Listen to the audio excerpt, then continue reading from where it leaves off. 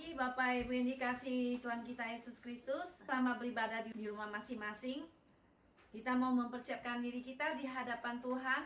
Marilah kita bersembah sujud di hadapannya.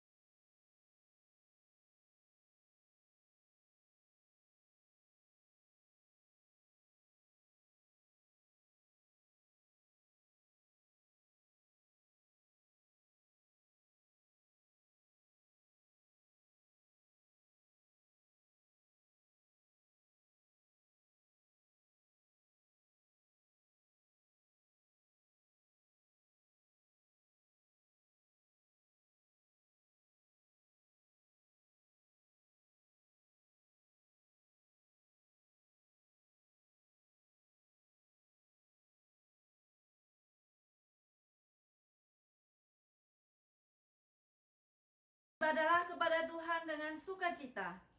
Datanglah ke hadapannya dengan sorak-sorai. Ketahuilah bahwa Tuhanlah Allah. Dialah menjadikan kita dan punya dialah kita, umatnya dan kawanan domba gembalaannya. Masuklah melalui pintu gerbangnya dengan nyanyian syukur. Ke dalam pelatarannya dengan puji-pujian. Bersyukurlah kepadanya dan pujilah namanya. Sebab Tuhan itu baik. Kasih setianya untuk selama-lamanya dan kesetiaannya tetap turun-temurun. Kebaktian hari ini kita akan mulai demi nama Allah Bapa, Allah Putra, dan Allah Roh Kudus. Turunlah kiranya kasih dan damai sejahtera atas kita sekalian. Saudara sekalian, kita akan bangkit memuji Tuhan. Kita akan berdiri memuliakan nama Tuhan dan menyembah Dia. Kita akan memuji Tuhan nomor 6. Hosana, puji Tuhan.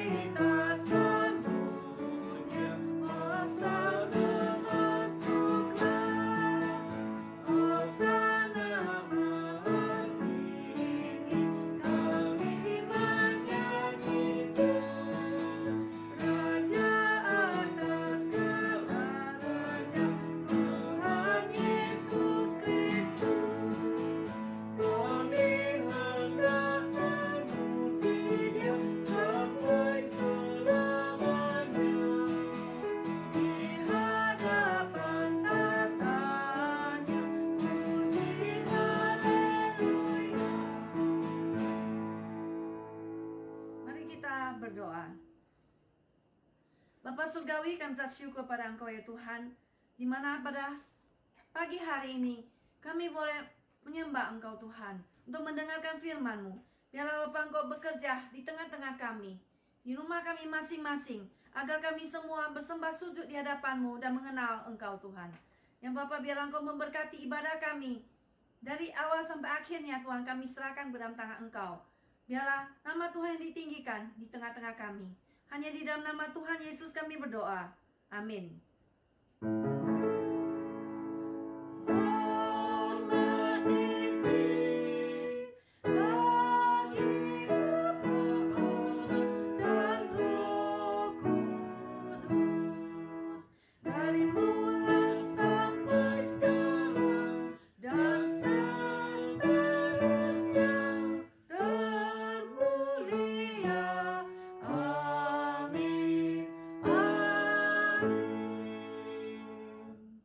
dipersilakan duduk kembali.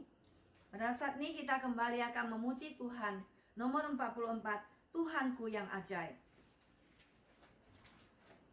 My wonderful Lord.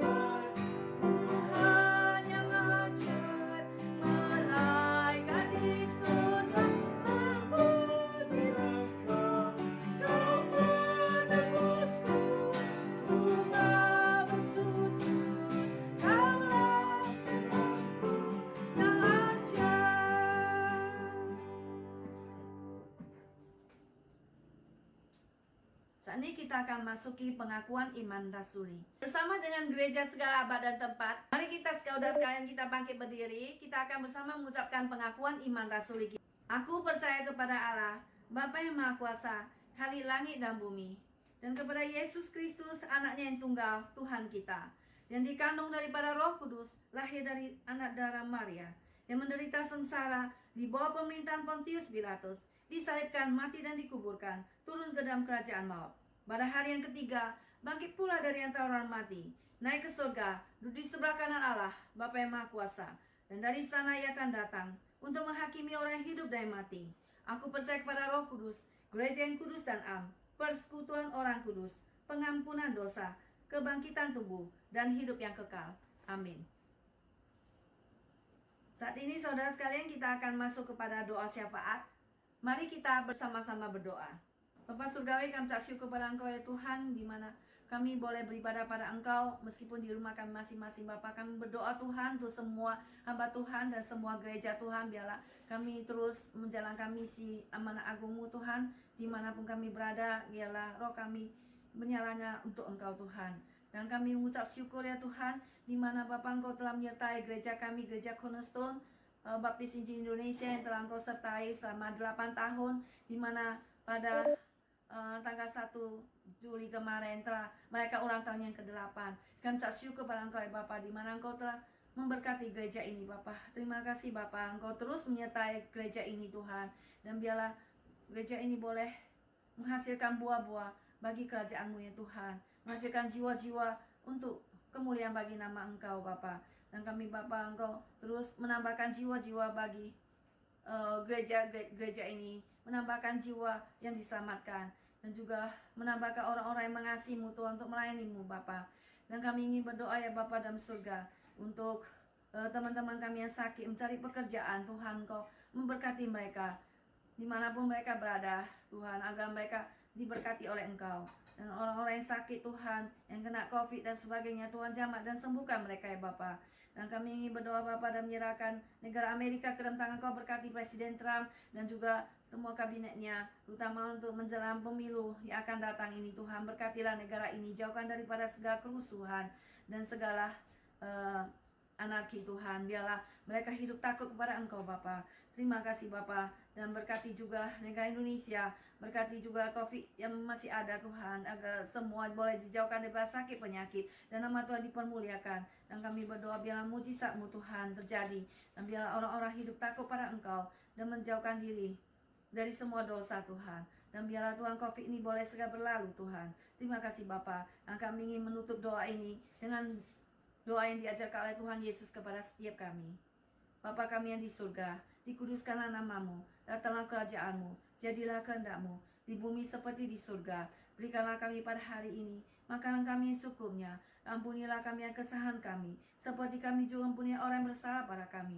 Dan janganlah bawa kami ke dalam pencobaan, tetapi lepaskanlah kami daripada yang jahat. Karena Engkau yang mempunyai kerajaan, dan kuasa, dan kemuliaan, sampai selama-lamanya. Amin. Dan saat ini kita akan kembali memuji Tuhan. Sebelum kita mendengarkan firman Tuhan, kita akan menyanyikan lagu 279.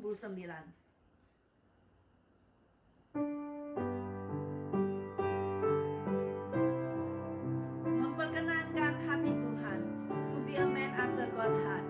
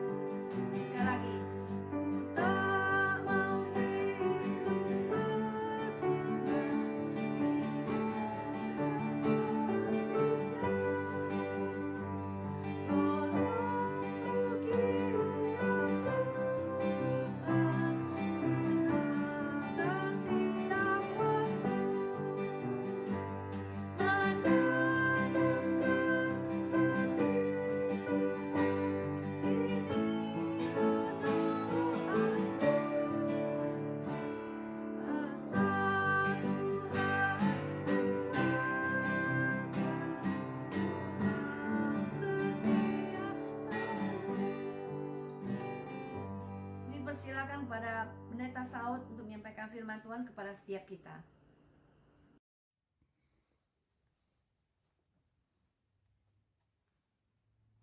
Shalom saudara sekalian, selamat berjumpa kembali.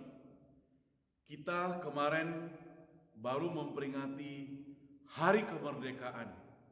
Salam kemerdekaan buat saudara sekalian. July 4 sudah berlalu.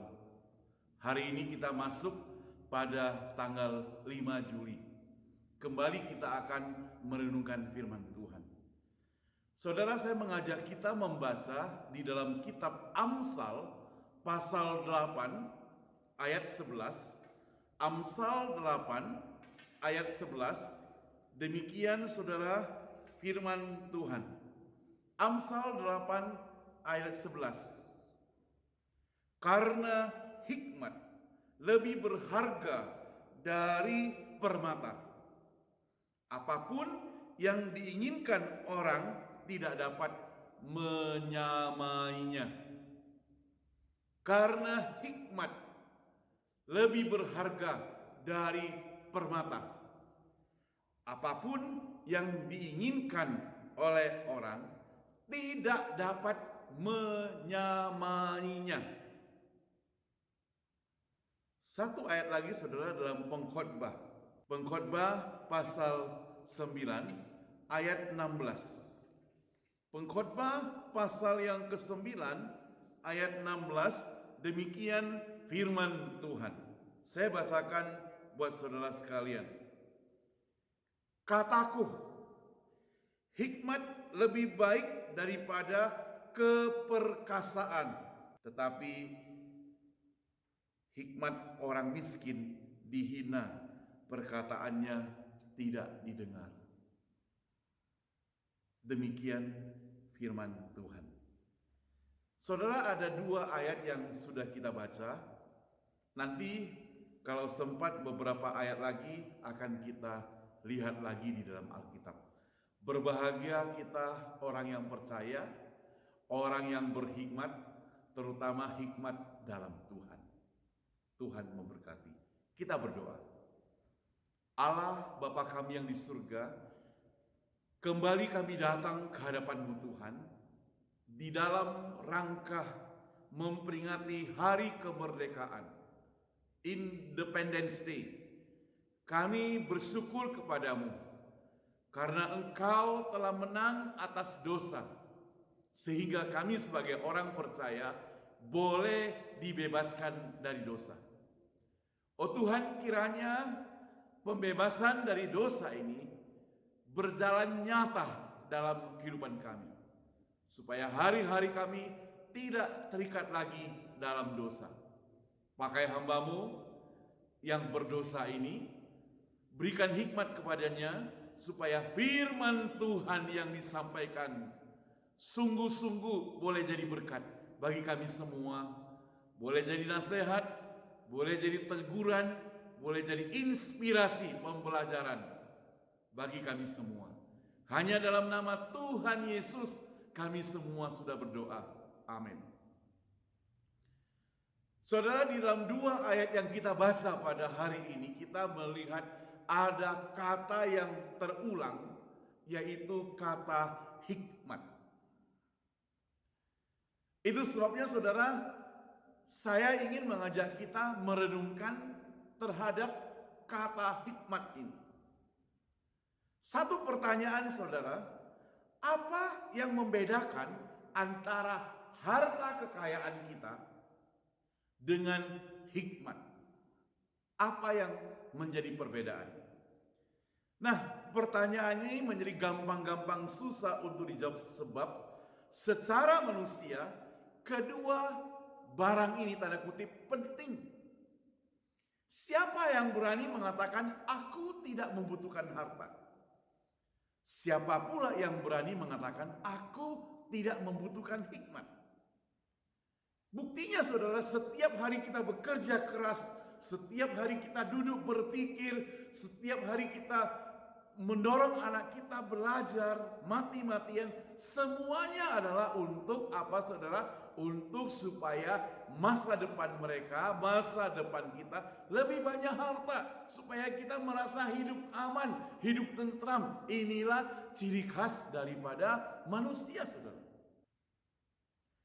Buktinya juga, tatkala kita diminta untuk kembalikan berkat-berkat kepada Tuhan, kita memakai hikmat yang sebenarnya Tuhan berikan pada kita, tetapi bukan untuk kemuliaan nama Tuhan. Kita memperhitungkan berkat-berkat Tuhan sehingga kita merasa berat sekali untuk mengembalikannya kepada Tuhan. Saudara, inilah letak ketidakbenaran dalam kehidupan kita memakai hikmat. Sekali lagi saudara, saya yakin kita memakai hikmat untuk menghitung harta benda kita. Kita memakai hikmat untuk menghitung pengeluaran kita, pemasukan kita, untuk menghitung rencana ke depan hidup kita. Hikmat itu kita pakai. Tetapi saudara, ingat bahwa di dalam Tuhan, sehikmat apapun kita, rancangan kita, rencana kita bisa meleset. Siapa sangka saudara, 3,5 bulan, hampir menuju 4 bulan, di beberapa tempat sudah 5 bulan, kita harus berada di rumah tanpa melakukan pekerjaan. Siapa sangka ini? Hikmat manusia tidak pernah memperhitungkan semuanya ini, bukan? Barangkali masuk di tahun 2020, engkau sudah merencanakan bagaimana supaya bekerja keras, bagaimana sudah merencanakan ini, usaha itu, untuk mendapatkan harta yang sebanyak-banyaknya, saudara. Tetapi rencana itu harus berhenti sejenak. Rencana itu harus tidak dapat dijalankan. Kenapa? Karena Tuhan merencanakan yang lain. Saya coba membedakan antara harta dan hikmat secara praktis, saudara. Pertama, harta dapat dicari asal kita giat bekerja, berusaha. Tetapi harta yang dapat dicari itu sekaligus harta itu dapat dicuri. Ketika kita simpan di tempat sembarangan, ataupun ketika kita simpan, kita lalai sehingga bisa dicuri orang. Harta berupa barang dapat kita beli, asalkan kita punya uang, saudara. Tetapi sekaligus harta dapat lenyap karena kebakaran, karena bencana alam, dan sebagainya. Tetapi hikmat yang dari Tuhan, saudara, tidak dapat dibeli, tidak dapat dicari sembarangan, tidak dapat dicuri oleh sembarang orang. Asal kita tetap menaruh hati hidup kita sepenuhnya kepada Tuhan, seluruhnya kepada Tuhan. Namun saudara, ingat, hikmat tersebut dapat lenyap dalam hidup kita kalau kita tidak sungguh-sungguh continue, sungguh-sungguh mempertahankan, senantiasa menyerahkan hidup kita kepada Tuhan. Begitu kita lalai berpaling kepada Tuhan, maka hikmat kita bisa hilang. Sehebat apapun Daud, Raja Daud, ketika dia berserah hidupnya kepada Tuhan, maka dia akan senantiasa mengambil keputusan yang benar. Tetapi begitu dia jauh daripada Tuhan, keputusannya akan melenceng. Demikian juga dengan anaknya yang bernama Salomo, bukan? Itu sebab saudara, mereka adalah anak Tuhan. Kita juga adalah anak Tuhan. Jadi kalau hidup kita melenceng daripada Tuhan, hikmat kita dari Tuhan juga akan melenceng, saudara. Maka kita harus senantiasa bersandar kepada Tuhan. Makanya saudara, Salomo dalam kitab Amsal, karena dia berpengalaman dalam hal ini, dia mengatakan hikmat itu sesungguhnya lebih berharga dari emas permata. Saya tidak mengatakan bahwa perak dan sejenisnya tidak penting, saudara. Semua itu barang langka dan berharga. Bahkan untuk memperolehnya kita harus pakai keringat yang banyak, kerja keras, tenaga, pikiran. Semua harus kita lakukan.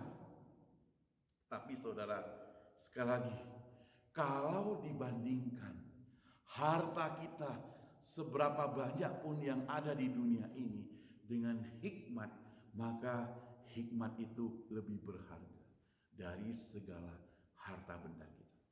Apa artinya kita menjadi kaya raya? Apa artinya kita menjadi sukses tapi di dalam hidup kita tidak berhikmat? Di hadapan Tuhan kita adalah orang yang paling bodoh di antara orang yang terbodoh, saudara. Sesungguhnya saudara, apa itu hikmat? Hikmat dalam konteks Ibrani saudara dikenal dengan kata hokmah, yang mengandung pengertian, yang mengandung kebijakan, yang selalu berhubungan dengan hal-hal praktis, bukan teoritis. Pada dasarnya hikmat itu bisa didefinisikan dengan kepintaran untuk mencapai hasil, menyusun rencana yang benar untuk mencapai keberhasilan yang dikehendaki. Nah saudara, tempat kedudukan hikmat adalah hati, yaitu pusat keputusan moral dan intelektual. Jadi ada dalam hati kita.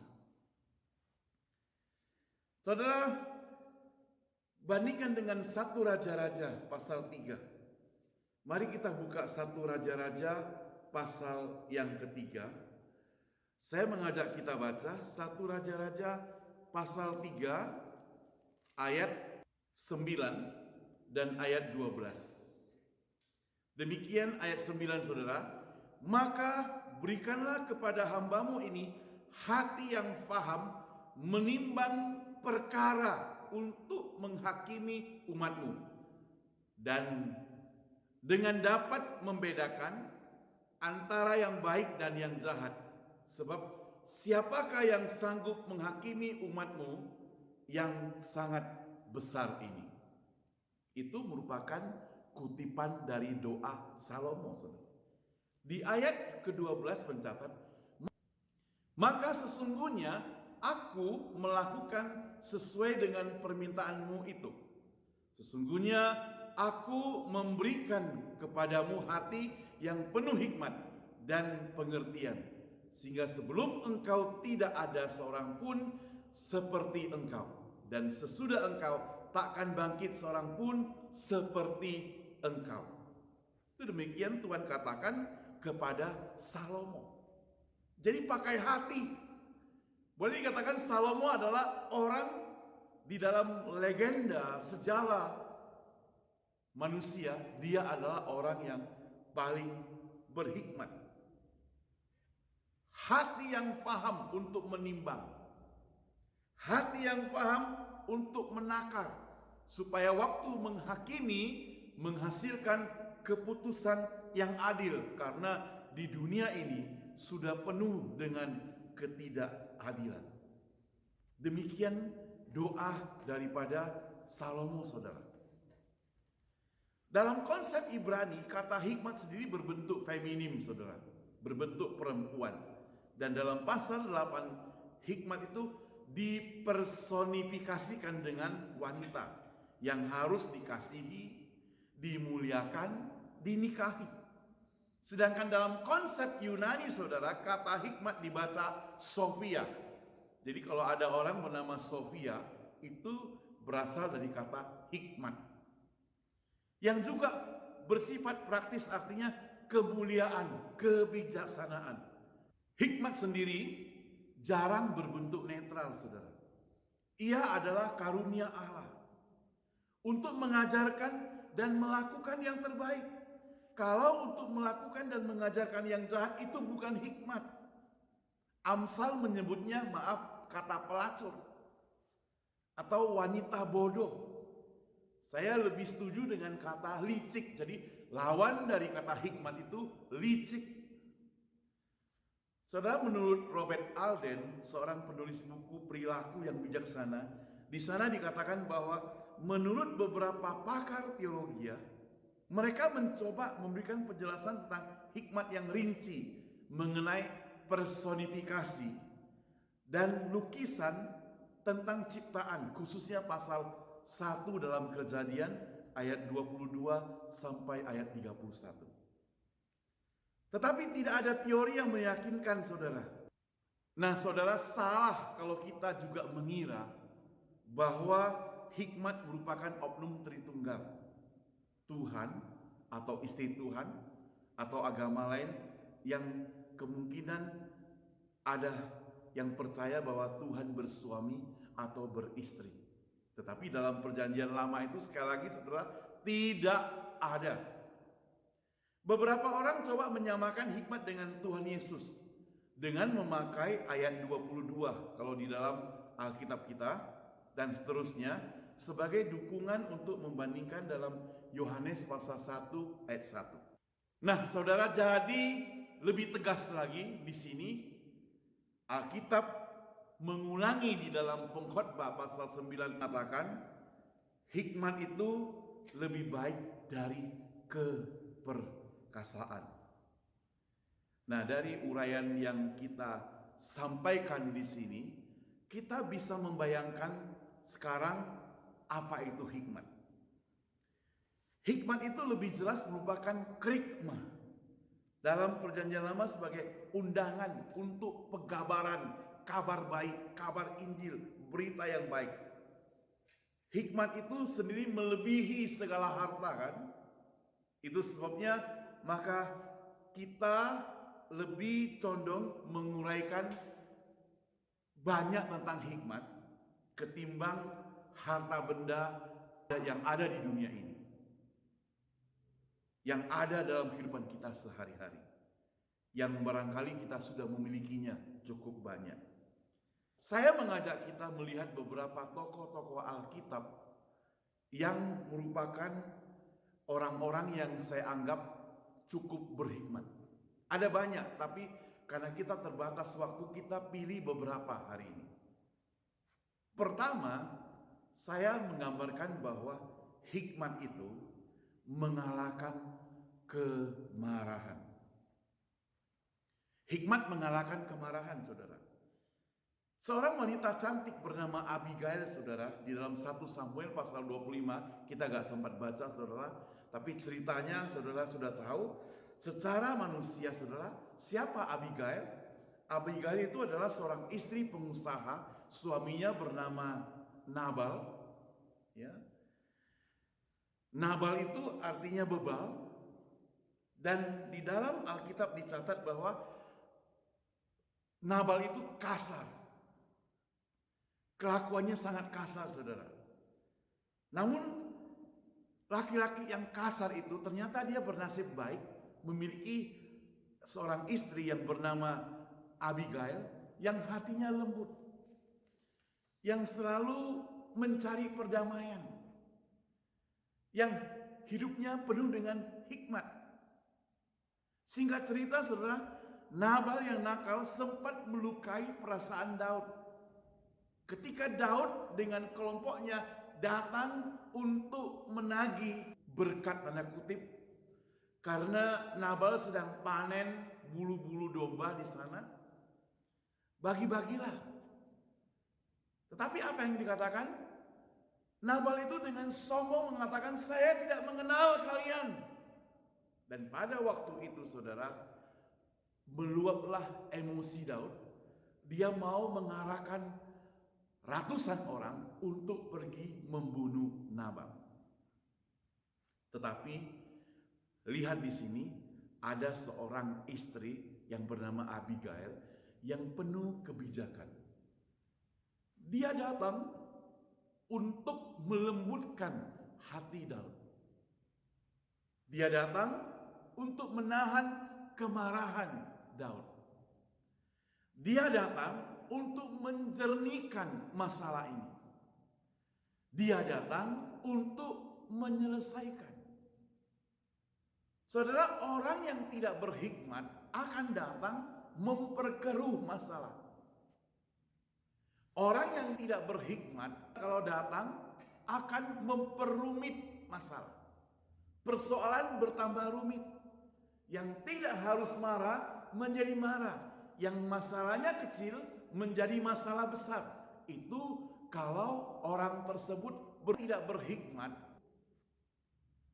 saudara, kemarahan dapat mempermalukan hidup kita. Karena kemarahan itu selalu diakhiri dengan penyesalan. Dan penyesalan itu selalu datangnya terlambat. Siapapun Anda, termasuk para petinggi, pejabat-pejabat tinggi, apalagi marah dalam arti ketidaktahuannya. Baru-baru ini ada pejabat di kalangan yang duduk di DPR, saudara, marah-marah terhadap seorang direktur perusahaan BUMN. Tetapi habis marah, semua orang membuli dia. Kenapa? Karena dia marah di dalam ketidaktahuannya. Ini yang tidak dikehendaki oleh kita sebagai orang percaya. Jangan sembarang marah. Bukan tidak boleh marah. Marah juga harus penuh dengan kebijakan, kebijaksanaan. Marah bukan menyakiti, marah bukan menjatuhkan, marah bukan menghancurkan, tapi marah untuk membangun, marah untuk memperbaiki, marah dengan kasih, saudara. Daud itu sempat marah. Nabal sempat membuat kemarahan, tetapi istrinya Abigail datang mendamaikan. Ini luar biasa, saudara. Luar biasa kesuksesan perdamaian ini. Yang kedua, saudara, hikmat juga dapat mengalahkan hawa nafsu. Hikmat dapat mengalahkan hawa nafsu. Saya ulangi cerita tentang Yusuf. Bagaimana Yusuf itu dijual ke Mesir. Bagaimana Yusuf itu sebagai seorang budak, tetapi hidupnya tetap takut akan Tuhan, jauh daripada sanak saudara, jauh daripada orang tua, jauh daripada orang-orang yang dikenal, tapi hidupnya tetap takut akan Tuhan, tetap setia kepada Tuhan, sehingga waktu digoda oleh istri Potifar, dia itu tetap berhikmat. Dia tahu hikmat itu. Kalau dia jatuh, kalau dia meleset, kalau dia terpleset, dia akan gagal. Tetapi dia tahu dia adalah anak Tuhan, maka dia jaga dirinya dengan penuh hikmat. Jadi hikmat ini mengalahkan hawa nafsunya. Kalau misalnya Yusuf tidak mau peduli dengan Tuhan, kalau misalnya Yusuf tidak mau peduli dengan apa yang Tuhan ajarkan, hikmatnya akan hilang. Sehingga dia akan melakukan hal-hal yang bertentangan dengan firman Tuhan. Jadi saudara bisa perhatikan, orang yang takut akan Tuhan, orang yang setia kepada Tuhan, orang yang senantiasa menaruh hidupnya kepada Tuhan, hidupnya itu akan penuh dengan hikmat.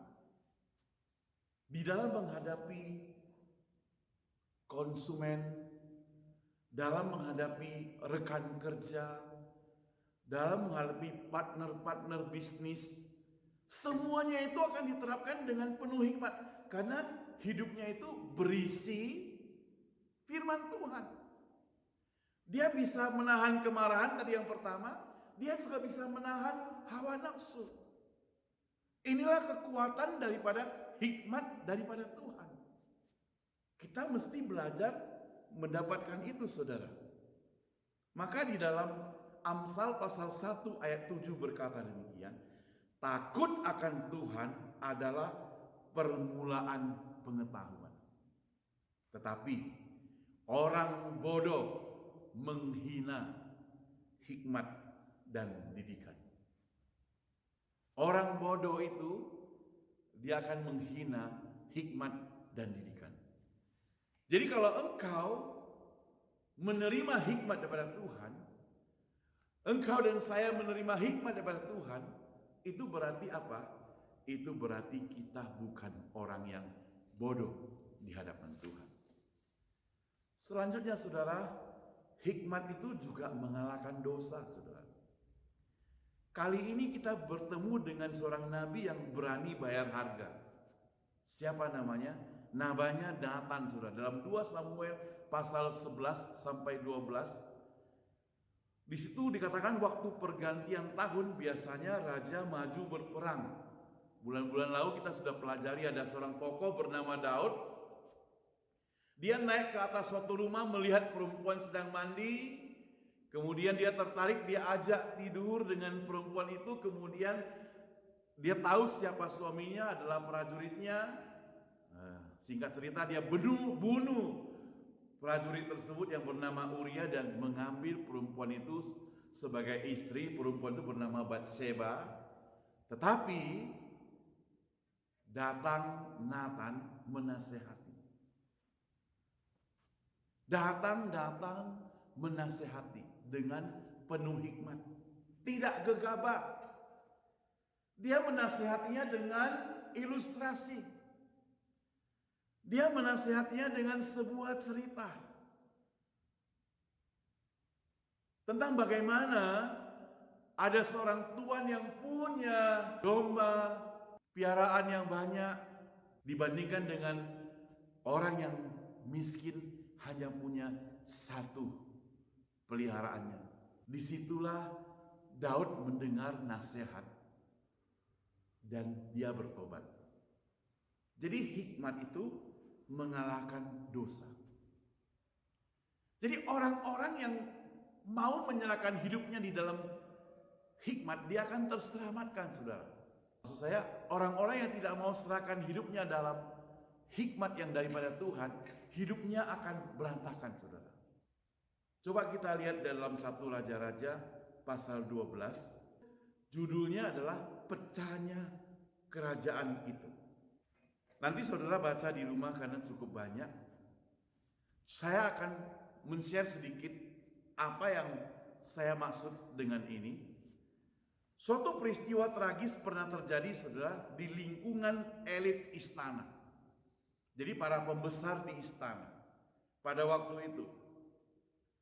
Sesudah Rehabeam menjadi raja, ia meminta nasihat kepada para tua-tua selama hidup Salomo. Sebab waktu itu terjadi semacam protes, saudara, unjuk rasa dari rakyat yang menginginkan agar beban pajak itu kalau bisa diringankan.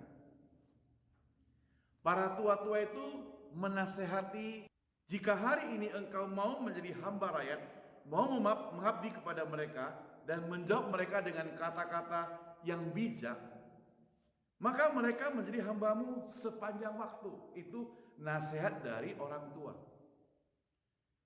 Kalau engkau mau menjawab dengan kata-kata yang baik, maka engkau akan merebut hati mereka lah, kira-kira demikian.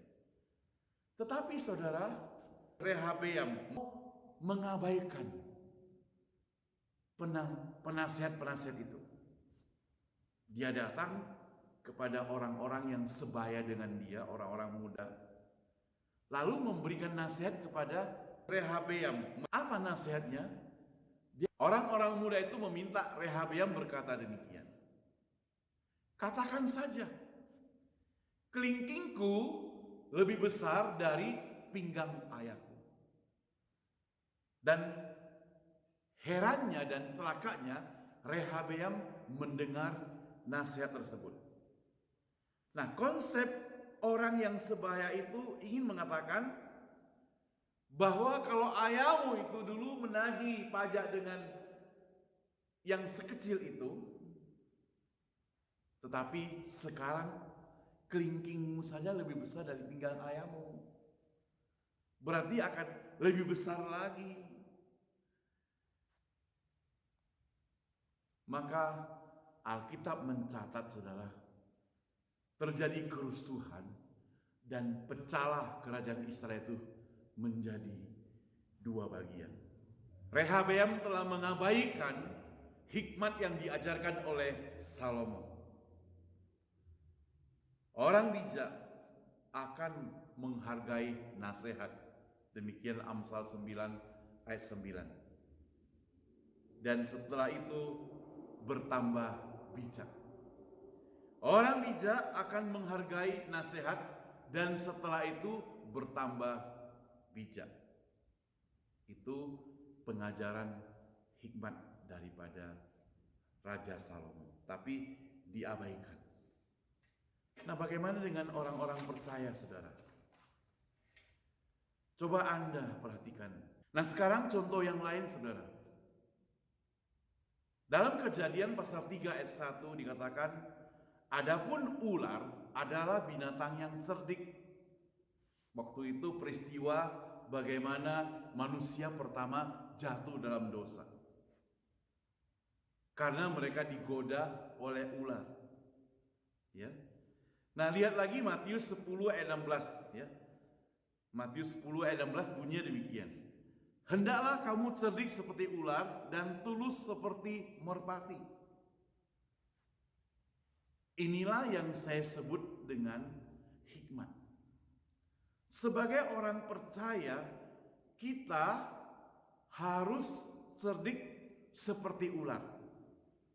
Tetapi tidak stop sampai demikian. Harus juga tulus seperti merpati. Kalau kita hanya cerdik seperti ular, kita dapat menipu-nipu orang, saudara. Tapi kalau kita hanya tulus seperti merpati, kita bisa ditipu-tipu orang. Tapi ada keseimbangan. Cerdik seperti ular, tulus seperti merpati, sehingga apa, saudara? Sehingga kita memiliki hikmat. Tuhan Yesus sendiri memiliki hikmat yang luar biasa dalam kehidupan perjalanan hidupnya sehari-hari, saudara.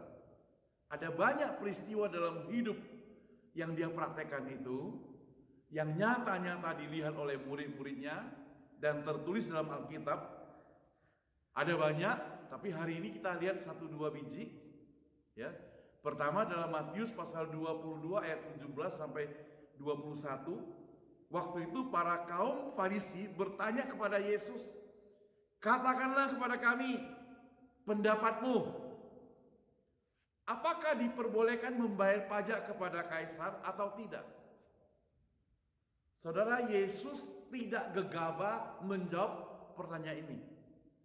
Karena Yesus tahu di dalam pertanyaan ini, di balik pertanyaan ini ada udang di balik batu. Mereka ingin mencobai Tuhan Yesus, mereka itu munafik. Mereka tahu banyak tentang peraturan, tahu banyak tentang firman Tuhan, tapi sekarang mereka mau tes Tuhan Yesus. Tetapi Tuhan Yesus lebih pintar. Tunjukkan mata uang itu. Maka saya akan jelaskan kepadamu, kata Tuhan Yesus. Mereka membawa 1 dinar kepadanya. Maka ia bertanya kepada mereka, gambar dan tulisan siapakah ini? Jawab mereka, gambar dan tulisan kaisar. Lalu kata Yesus kepada mereka, berikanlah kepada kaisar yang wajib engkau berikan kepada kaisar, dan kepada Allah yang wajib engkau berikan kepada Allah. Jadi dia kembalikan kepada mereka yang menjawab sendiri, saudara. Itulah letak hikmat yang sangat keren, saudara, pada zaman itu. Yang dilakukan oleh Tuhan kita, Yesus, saudara. Luar biasa. Terhadap seorang perempuan yang berzina. Saudara masih ingat? Yesus bertemu dengan seorang perempuan yang berzina karena dibawa ke hadapannya. Mereka lalu memprotes, menuduh, tanda kutip menghakimi perempuan ini. Maka Tuhan Yesus tidak semata-mata langsung menghakimi, tidak semata-mata langsung menghukum, ya, tidak semata-mata langsung mengambil keputusan. Karena di latar belakang daripada semuanya itu mereka mau mencobai Tuhan Yesus juga. Kita mencatat, saudara, tetapi Yesus membungkuk lalu menuliskan dengan jarinya di tanah. Dan ketika mereka terus-menerus bertanya kepadanya, ia bangkit berdiri dan berkata, barang siapa di antara kamu yang tidak berdosa, hendaklah ia pertama melemparkan batu kepada perempuan ini karena orang yang berdosa pada waktu itu, terutama dosaan zina, boleh dilempar dengan batu.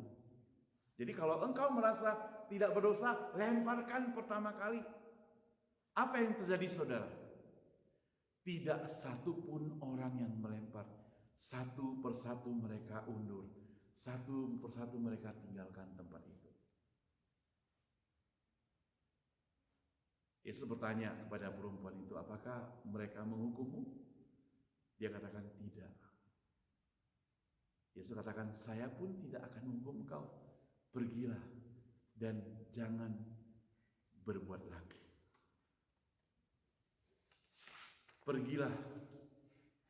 Pergilah dan jangan berbuat lagi dari sekarang ini. Saudara, hari ini saya mengajak kita sebagai orang percaya, kalau kita sungguh-sungguh bersandar kepada Tuhan, kalau sungguh-sungguh kita menyerahkan hidup kita pada Tuhan, mari kita hiduplah dengan hidup yang penuh dengan hikmat. Sebab sesuai dengan firman Tuhan berkata, hikmat itu lebih berharga dari segala harta kekayaan. Hikmat itu akan berlaku di dalam segala segi kehidupan kita. Dalam hal mencari pekerjaan, engkau perlu berhikmat juga seperti saya dan engkau.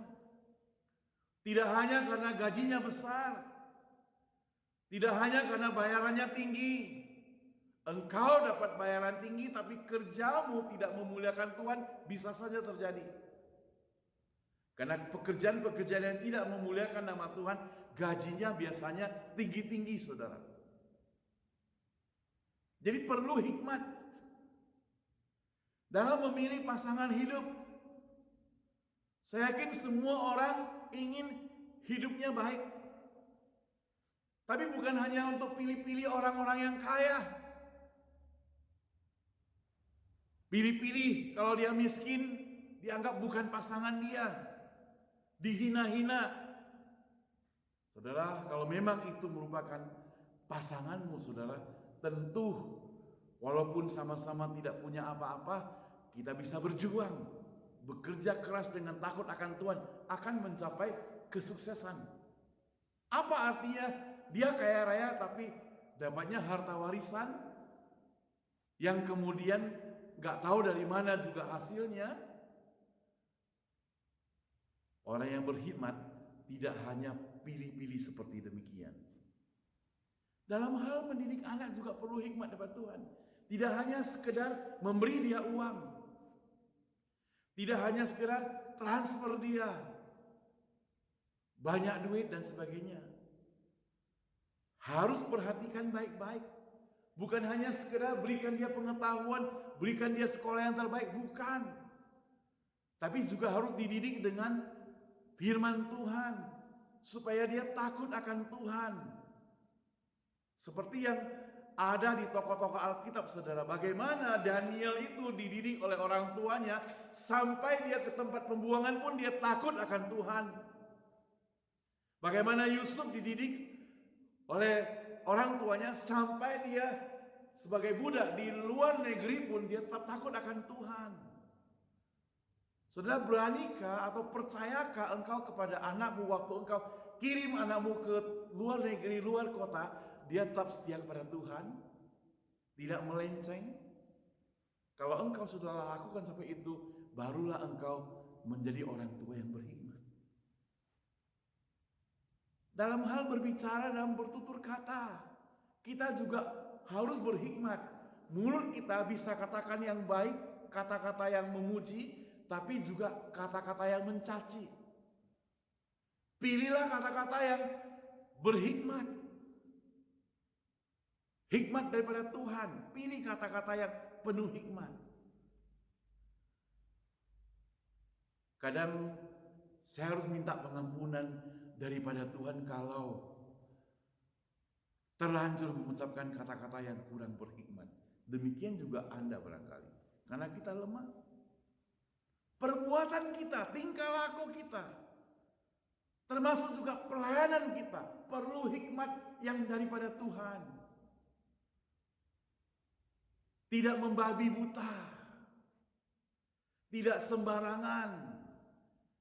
Yesus contoh seorang hamba Tuhan yang berhikmat. Ketika dia hadir dalam pesta pernikahan, mamanya melihat kehabisan anggur. Cepat-cepat mamanya ambil air, minta Yesus lakukan sesuatu. Kalau belum waktunya, Yesus pasti tidak melakukan. Yesus akan melakukan kalau itu merupakan waktunya. Kita juga demikian, saudara. Jangan mendesak, jangan memaksa Tuhan.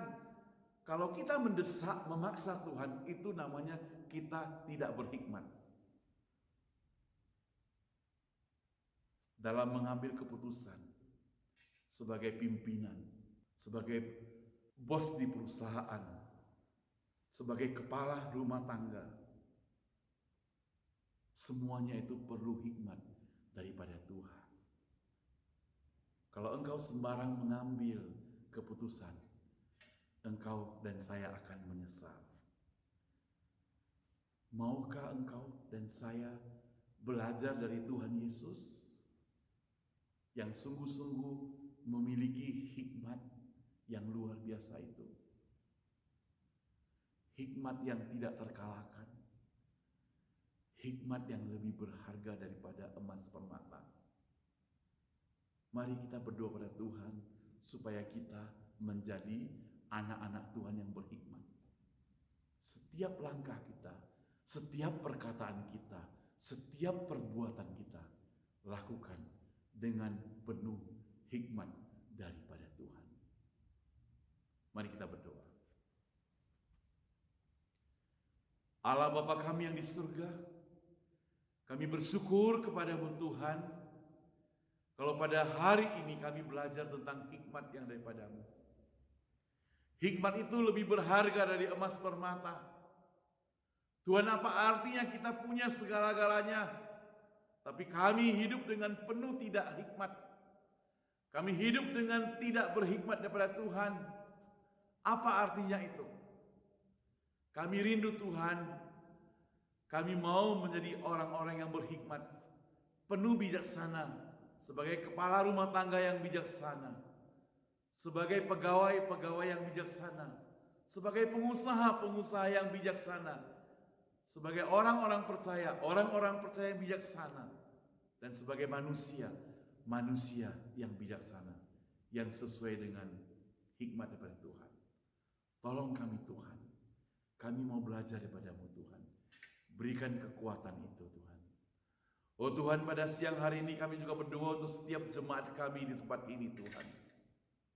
Berikan hikmat kepada setiap jemaat kami Tuhan, dalam mengambil keputusan, dalam mengambil tindakan, dalam melakukan banyak hal, supaya kami tidak keliru Tuhan, supaya kami tetap setia kepada Tuhan, supaya kami tetap bersandar kepada Tuhan. Dengar doa kami Tuhan, berkati gerejamu juga Tuhan. Di dalam nama Tuhan Yesus saya berdoa. Amin. Tuhan memberkati kita sekalian. Kita mengucapkan syukur kepada Tuhan untuk firman-Nya yang telah diberikan pada setiap kita. Biarlah firman Tuhan boleh menjadi pedoman dalam kehidupan kita sehari-hari. Dan pada saat ini saudara sekalian, kita kembali akan memberikan yang terbaik kepada Tuhan. Mari kita persiapkan apa yang akan kita berikan pada Tuhan.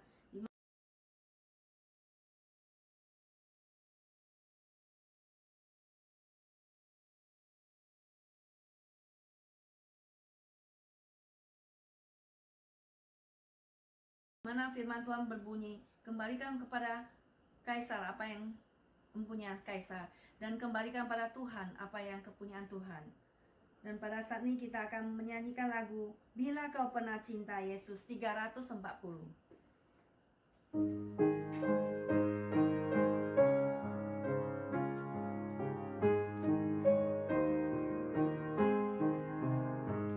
Bila kau pernah cinta Yesus, ngapa tak cinta dia sekarang?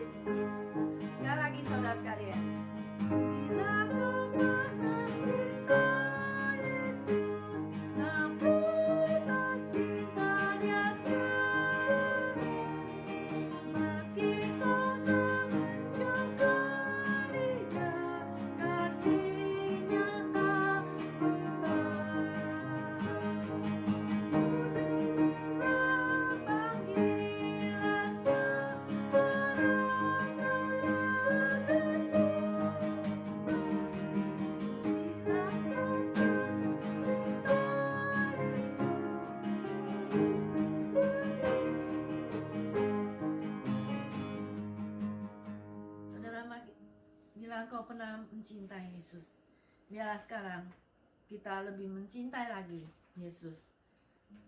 Mari kita bangkit berdiri, kita akan doa persembahan. Bapa Surgawi, kami ucap syukur pada Engkau ya Bapa, di mana firman-Mu telah kami dengar Tuhan. Dan saat ini kami memberikan kembali apa yang Tuhan berkati pada kami. Biarlah Bapa Engkau memberikan kami kesetiaan untuk tetap mengembalikan dan memberi persembahan pada Engkau. Meskipun di dalam situasi pandemi yang sulit ini, kami percaya bahwa Tuhan tidak akan pernah meninggalkan kami. Dan Tuhan akan memberkati kami Tuhan. Dan tidak akan memberikan kami kekurangan. Tuhan terima kasih Bapa. Berkatilah tangan-tangan yang telah memberi. Dan berkatilah pekerjaan mereka dan usaha yang mereka lakukan. Terima kasih ya Bapa. Hanya di dalam nama Tuhan Yesus kami berdoa. Amin. Saudara sekalian, kita akan tetap berdiri. Kita akan menyanyikan lagu doksologi disertai doa berkat dan amin song.